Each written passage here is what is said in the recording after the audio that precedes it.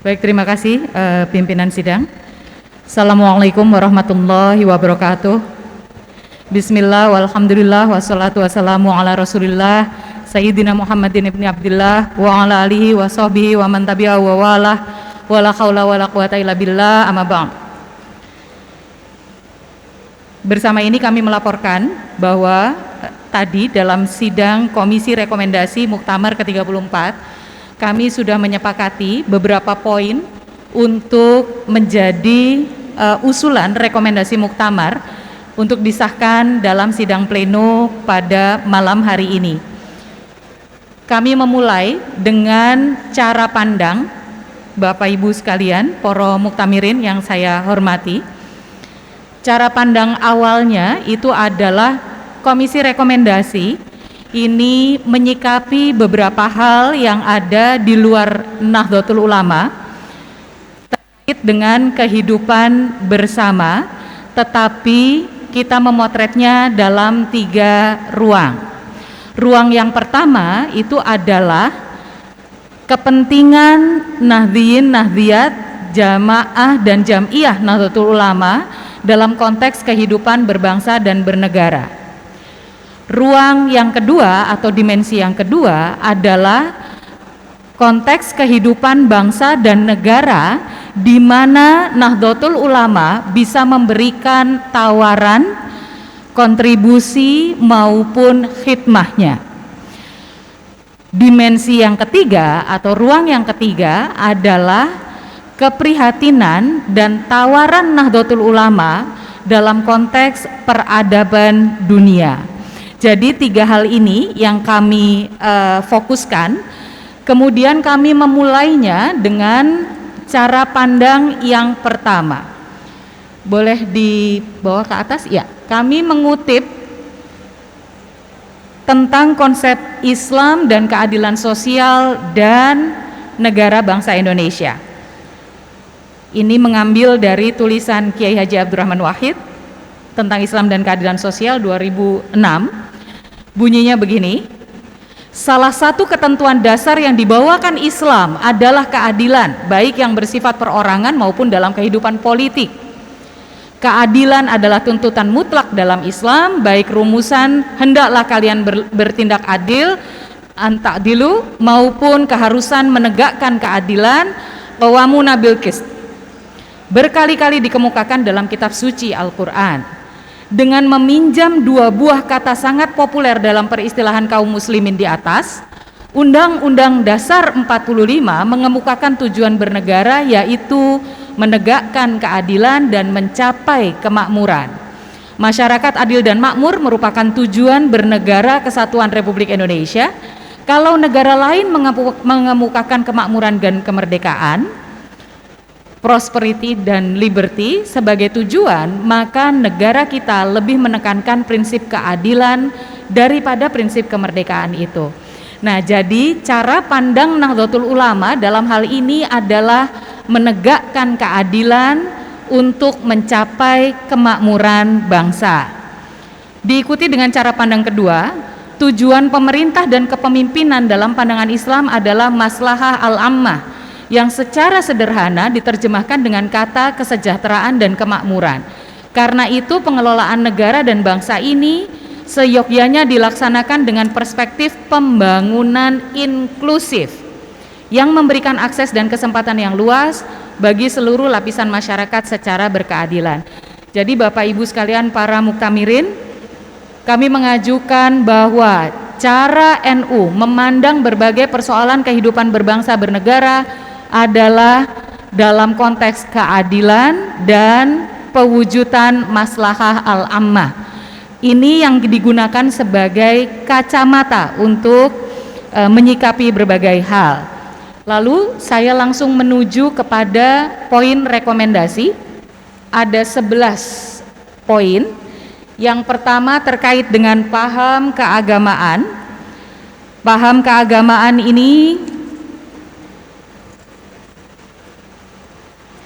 kita fokuskan pada persoalan berkembangnya paham keagamaan yang tidak kontekstual, yang membuat praktek keberagamaan itu menjadi ekstrim, kemudian tertutup dan menebarkan permusuhan dan perpecahan dan kebencian.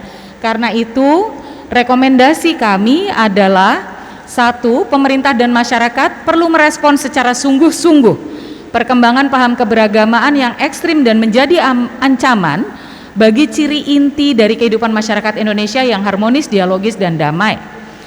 Program penguatan moderasi beragama. Jadi bidikan kami adalah pada program pemerintah terkait moderasi beragama. Program penguatan moderasi beragama yang telah dicanangkan oleh pemerintah perlu dikawal untuk dapat diimplementasikan dengan efektif, tidak hanya dijalankan sebagai program biasa tetapi sebagai gerakan sosial yang melibatkan seluruh lapisan masyarakat, sehingga tujuan untuk mengembalikan praktek beragama yang moderat dapat dicapai. Sumber daya negara perlu diarahkan untuk dan digunakan untuk melengkapi sumber daya masyarakat, dalam hal ini sumber daya Nahdlatul Ulama dalam kerja-kerja penguatan moderasi beragama atau dalam konteks Islam berarti Islam wasatiyah. Rekomendasi yang kedua, paham Ahlussunnah wal Jamaah An-Nahdliyah telah terbukti menjadi mainstream Islam Nusantara dengan ciri-ciri nilai tawassut, tawazun, i'tidal, dan isti'ab terhadap tradisi lokal masyarakat serta hubul waton dan menjadi tulang punggung keberagamaan Indonesia yang harmonis dalam kebinekaan. NU merekomendasikan kepada masyarakat dan pemerintah untuk satu, mengembangkan nilai-nilai luhur tersebut sebagai bagian dari sistem kurikulum pendidikan nasional di semua tingkatan sesuai tarafnya masing-masing. B, merevitalisasi dan memperkuat nilai-nilai luhur tersebut sebagai inspirasi mewujudkan kehidupan yang moderat atau wasati dan penuh rahmat. Dan C, mengembangkan penguatan trilogi ukhuwah sebagai prinsip persaudaraan bangsa, yaitu ukhuwah Islamiyah dengan basis maqasidus syariah, ukhuwah watoniyah yang berperspektif konstitusi dan Pancasila, serta ukhuwah basyariah yang berperspektif hak asasi manusia. Dalam hal mengurangi intoleransi dan sikap perilaku dan regulasi yang diskriminatif atas dasar mayoritas minoritas, pemerintah khususnya Polri perlu memperkuat pendekatan jaminan hak-hak konstitusional warga negara dalam membangun harmoni sosial dan ketertiban umum. Yang keempat, pemerintah perlu meningkatkan pembinaan paham keagamaan yang moderat dan menindak tegas penyelenggara negara yang melanggar komitmen kebangsaan atau hubul waton minal iman. Poin B, demokrasi, hukum, dan anti korupsi. Untuk mengatasi sistem demokrasi yang sekarang ini dikuasai oleh oligarki, perlu dilakukan penguatan masyarakat sipil, di mana di sini diharapkan masyarakat sipil itu mendapatkan dukungan afirmatif melalui regulasi dan undang-undang atau undang-undang yang menyebutkan indikator pembelanjaan anggaran pendapatan belanja negara lebih besar kepada rakyat dan kelompok masyarakat, bukan hanya kepada partai politik dan elit politik. Poin kedua, negara perlu memperbaiki desain dan sistem demokrasi Indonesia dengan lebih mendasarkan pada kondisi demografi lokal dan nasional ketimbang konsep demokrasi internasional. Perlu dibangun suatu sistem yang benar-benar mengikutkan masyarakat paling bawah, lemah, dan minoritas. Secara khusus, diperlukan afirmasi pengarus utamakan gender untuk memastikan partisipasi perempuan dan kepemimpinan perempuan dalam sistem demokrasi. Yang ketiga, masyarakat perlu menguatkan dan mendesak lembaga-lembaga penegak hukum untuk lebih aktif dan tegas terhadap pemberantasan korupsi dan gerakan anti korupsi.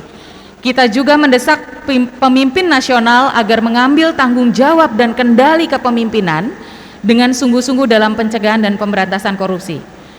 Yang keempat, dalam hal otonomi daerah, usulan kami, negara perlu memperbaiki mekanisme pemilihan kepala daerah untuk mencegah politik berbiaya tinggi, supaya kita bisa menghasilkan kepemimpinan lokal yang efektif dan menyempurnakan skema desentralisasi agar berdampak optimal dalam mengurangi disparitas spasial, kesenjangan antar daerah, terutama antar daerah barat dan timur, untuk meningkatkan kesejahteraan rakyat.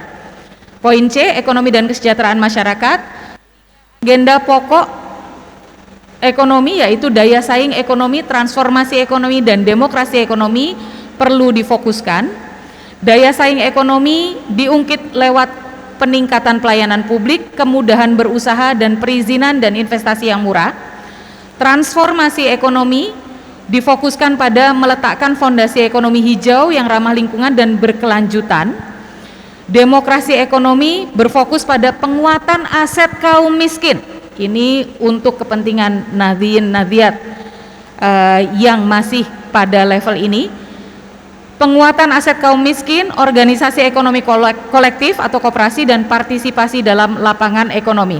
Praktek-praktek monopolistik harus diminimalisir. Poin 2, pemerintah perlu memastikan keterampilan tenaga kerja kompatibel dengan kebutuhan pasar kerja. Salah satunya dengan mengembangkan balai latihan kerja berbasis komunitas, terutama di daerah-daerah terpencil dan perbatasan, bekerja sama dengan dunia usaha dalam meningkatkan wawasan dan keterampilan angkatan kerja usia produktif. Poin 3, pemerintah menjamin dan melindungi hak-hak kelompok disabilitas stabil, ini dalam konteks ODGJ, untuk mendapatkan akses dan kesempatan kerja, berkreasi, menikah, dan beribadah sesuai agama dan keyakinan. Keempat, mendorong pertumbuhan sektor pertanian dan bahari yang memiliki potensi besar dengan keterlibatan jumlah tenaga kerja.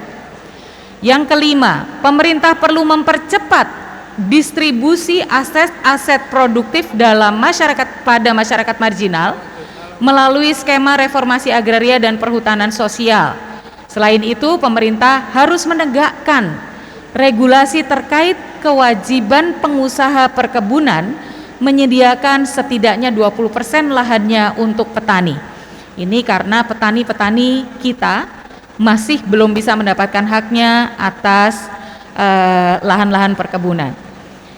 Poin ke-6, pemerintah perlu memperbanyak program pemberdayaan masyarakat melalui UMKM, petani, nelayan, dan masyarakat marginal untuk mempercepat pertumbuhan ekonomi yang inklusif, merata, dan berkelanjutan. Usaha mikro dan kecil terus difasilitasi, kolaborasi difasilitasi, pelaku usaha di hulu, tengah, dan hilir ditata secara rapi agar tersusun level persaingan dan kerjasama yang sehat.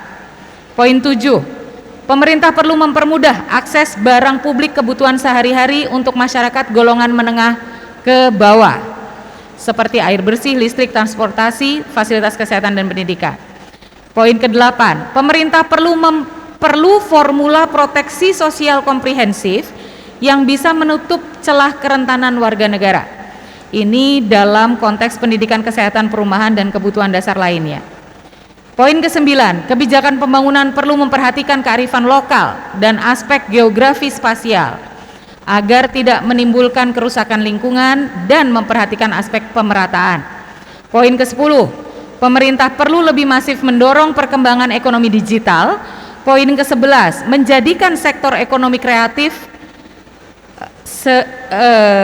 dengan berbagai subsektornya dengan mengoptimalkan kekuatan ekonomi kaum muda.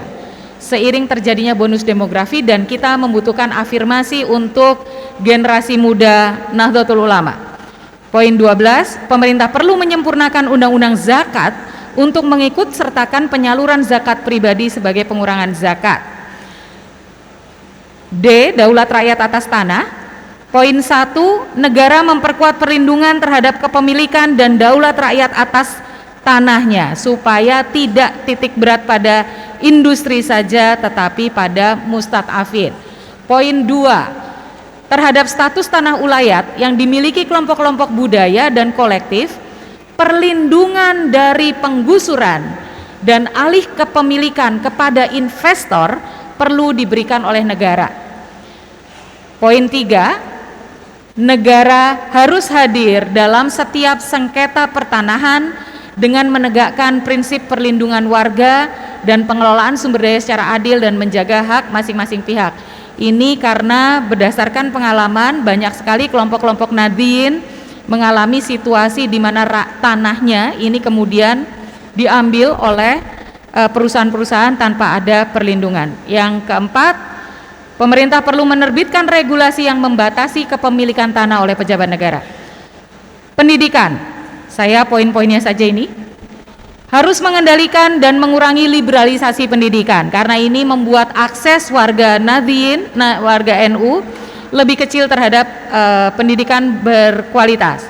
Poin 2, pemerintah perlu menciptakan kebijakan afirmatif bagi peserta didik perempuan karena ketimpangan akses pendidikan bagi peserta didik perempuan masih tinggi. Imbasnya tantangan kualitas kehidupan perempuan seperti akses lapangan kerja, kemiskinan perempuan, kerentanan perempuan, praktek perkawinan anak dan lain-lain.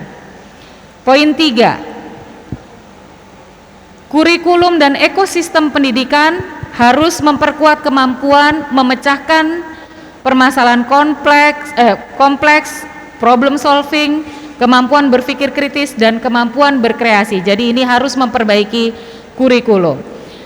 Poin 4, pendekatan sistem pendidikan yang menciptakan kesenjangan antara kebutuhan pendidikan dan pembelajaran dengan kebutuhan kinerja pendidik ini harus diselesaikan.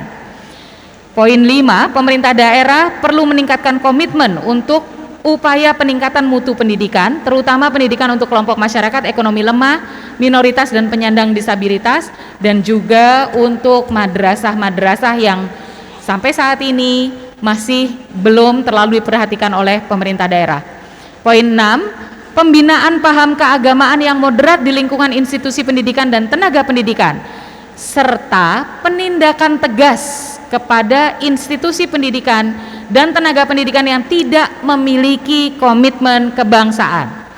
Yang ketujuh, pemerintah perlu meningkatkan kesejahteraan pendidikan dengan afirmasi usia dan lama pengabdian serta kesejahteraan guru madrasah diniyah dan TPQ. 8, pemerintah perlu memperbaiki kurikulum pendidikan sejarah kebangsaan nasional maupun lokal. Pesantren. Nah, untuk pesantren ini sudah ditetapkan Undang-Undang Pesantren nomor 18 tahun 2019, maka pemerintah diminta untuk mempercepat pembentukan Direktorat Jenderal Pesantren, mengawal implementasi Undang-Undang Pesantren agar dapat ditasarufkan untuk pesantren-pesantren yang memang berkhidmah untuk melakukan pendidikan masyarakat. Regulasi harus menjamin kekhasan dan independensi pesantren dan melindungi pesantren dari resiko tuduhan maladministrasi karena perbedaan watak antara pola manajemen negara dengan pola manajemen pesantren. Poin 2, dalam konteks memperkuat Islam wasatiyah, pemerintah perlu mendukung dan memfasilitasi pesantren untuk melahirkan kader ulama yang mumpuni. Poin 3, pemerintah perlu mengakselerasi regulasi yang menjamin kesetaraan kesempatan dan akses bagi lulusan madrasah dan pesantren sehingga dapat memasuki dunia kerja secara luas. Dan poin yang keempat, dana abadi pesantren, peraturan presiden nomor 82 harus dialokasikan untuk madrasah dan pesantren secara lebih memadai dan tepat guna. Perlu memastikan mekanisme bahwa fasilitasi negara jatuh kepada pesantren yang berhak, bukan semata-mata melihat dari sisi modernitas dan kemampuan mengelola program ala negara. G, kebudayaan. Pemerintah perlu merehabilitasi dan merevitalisasi penulisan sejarah, situs-situs dan artefak sejarah Nusantara. Pemerintah dan masyarakat perlu memperkuat strategi kebudayaan untuk memperkuat nilai-nilai kebangsaan sebagai akar jati diri bangsa, termasuk menanamkan nilai sikap inklusif dan membuka diri terhadap kebinekaan. Kesejahteraan keluarga. Pemerintah perlu mengembangkan strategi nasional untuk memperkuat ketangguhan keluarga karena masih banyak sekali problematika keluarga. Lalu kemudian upaya pendidikan masyarakat mengenai keluarga dengan pelibatan multi stakeholder harus dilakukan dengan efektif dan efisien, mengingat sampai saat ini pemerintah tidak memiliki strategi pendidikan kehidupan berkeluarga. Setiap tahun Bapak Ibu sekalian, ada 2.200.000 pernikahan muslim yang tercatat dan ada 500.000 perceraian yang tercatat. Ini harus kita atasi karena ini terkait dengan kualitas umat. Program penguatan kualitas keluarga berbasis kawasan desa perlu menjadi akselerasi mengingat potensinya. Kelima, negara perlu memperkuat upaya pencegahan kekerasan dalam keluarga, terutama terhadap anggota keluarga yang cenderung lemah dan dilemahkan seperti perempuan, anak, dan individu berkebutuhan khusus. Negara perlu segera mengesahkan RUU TPKS, Rancangan Undang-Undang Tindak Pidana Kekerasan Seksual, sebagai payung hukum untuk memberantas kekerasan seksual yang telah menelan korban sangat banyak. Inisiatif untuk mengembangkan RUU terkait ibu dan anak juga perlu ditindaklanjuti. 6. Pemerintah perlu melakukan upaya penguatan nilai kebangsaan berbasis keluarga. I. Pelestarian lingkungan dan iklim. Dalam hal pelestarian lingkungan dan iklim, pemerintah perlu memperpanjang moratorium perkebunan sawit untuk setidaknya 10 tahun lagi. Fokus dan serius mengambil langkah-langkah mengurangi deforestasi menjadi 0 hektar pada tahun 2023. 2. Pemerintah perlu bekerja sama dengan para pengusaha untuk menyiapkan rencana dan menjalin kerjasama internasional untuk akselerasi transisi ke energi terbarukan. Poin 3. Pemerintah perlu menyusun kebijakan yang komprehensif dan langkah-langkah untuk meningkatkan akses dan kualitas transportasi publik. Poin 4. Pemerintah bersama pemerintah daerah menyiapkan langkah-langkah penguatan masyarakat ekonomi lemah dan wanita dalam menghadapi dampak perubahan iklim, karena ternyata perempuan menerima dampak berganda dari perubahan iklim. Poin 5. Pemerintah perlu mengatur pengelolaan sampah plastik dan mengurangi produksi plastik di semua tingkatan. Poin 6. Kerjasama internasional dalam rangka pelestarian lingkungan harus ditingkatkan. Ketujuh, elemen masyarakat, akademisi, dan dunia usaha, kurangilah penggunaan plastik. Terakhir, internasional.